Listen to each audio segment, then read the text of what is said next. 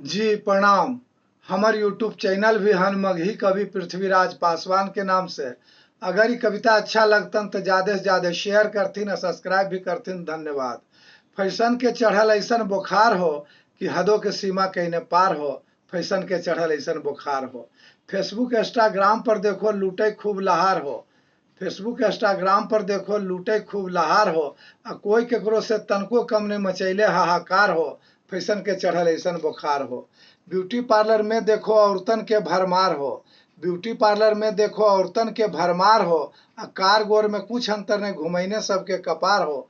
Fashion के चढ़ल ऐसन बुखार हो। लाज शरम ताखा पर धैने ब्याही चाहे कुमार हो। लाज शरम ताखा पर धैने ब्याही चाहे कुमार हो। आ जुअनकी तो जुअनकिए है। फैशन के भूत बुढ़ियों पर सवार हो। फैशन के चढ़ल ऐसन बुखार हो। मलेरिया धैने फैशन के टूटतो कैसे घुमार हो। मलेरिया धैने फैशन के टूटतो कैसे घुमार हो।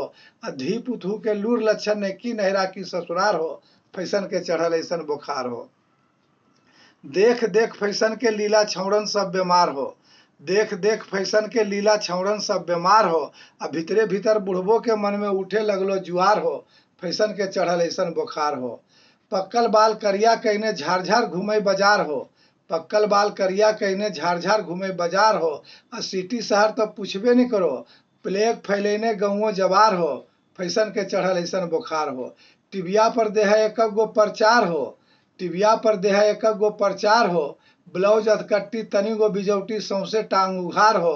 फैशन के चढ़ल ऐसन बुखार हो। देख लहो फैशन के नैया बह गलो मझधार हो। देख लहो फैशन के नैया बह गलो मझधार हो। अब केकरो रोके नहीं रुकतो टूट गलो पतवार हो। फैशन के चढ़ल ऐसन बुखार हो। फैशन में खाली लड़किए नहीं लड़का भी गुनाहगार हो।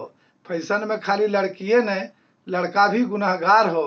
बाल बढ़ा के कान छेदा के फैशन में साझेदार हो। फैशन के चढ़ल ऐसन बुखार हो। आग लगे ई फैशन शो के धूम मचैने बेसुमार हो। आग लगे ई फैशन शो के धूम मचैने बेसुमार हो। आ नुमाइश करवावे गतर गतर के जीते ले पुरस्कार हो। फैशन के चढ़ल ऐसन बुखार हो। फैशन अब भारत में देखो फैलैने भ्रष्टाचार हो। फैशन अब भारत में देखो फैलैने भ्रष्टाचार हो। आ राज की कहियो पूंजीपति चलबे गोरख धंधा के कारोबार हो। फैशन के चढ़ल ऐसन बुखार हो कि हदों के सीमा कहीं पार हो। हदों के सीमा कहीं पार हो। हदों के सीमा कहीं पार हो। बहुत बहुत धन्यवाद।